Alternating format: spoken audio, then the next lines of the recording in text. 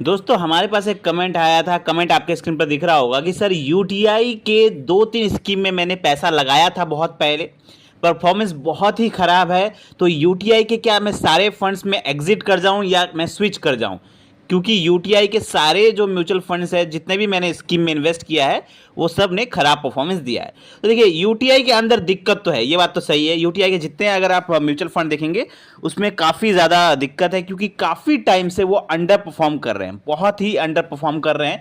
UTI का एक flexi cap था जो कुछ अच्छा परफॉर्मेंस कर रहा था 2-3 सालों के पहले अगर बात करें तो, लेकिन अब उसका परफॉर्मेंस भी देखें तो बिल्कुल ही डाउन है, लगभग 1.5 की तरफ जा रहा है।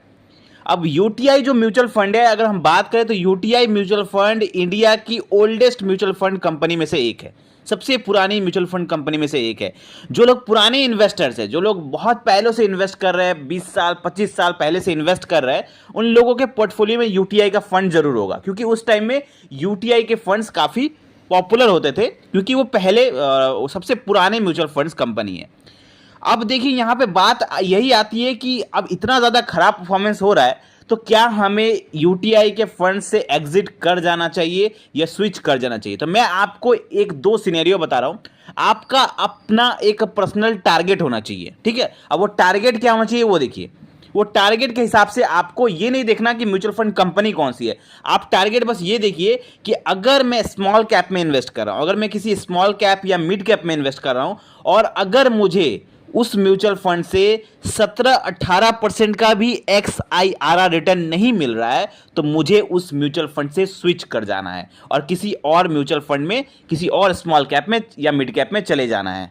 अगर 17-18% का रिटर्न भी नहीं बना के दे रहा है वो, तो मुझे वहां से निकल जाना है, क्योंकि एक बेंचमार्क होता है। अगर उतना रिटर्न भी नहीं देगा तो फिर क्या चीज के लिए हम इन्वेस्टमेंट कर रहे हैं, ठीक है। कम से कम 17-18% small cap and mid cap में, और अगर बात करें लार्ज कैप में, तो लार्ज कैप में कम से कम 14 से 18% XIRR रिटर्न नहीं दे रहा है, तो मुझे वहां से भी स्विच करके किसी दूसरे लार्ज कैप में जाना है। मैं वैसे रिकमेंड नहीं करता ज़्यादा लार्ज कैप में इन्वेस्ट करने के लिए, क्योंकि अगर आपको बड़ा पैसा बनाना है तो आपको small cap and mid cap में अपना एलोकेशन ज़्यादा बढ़ाना ही पड़ेगा।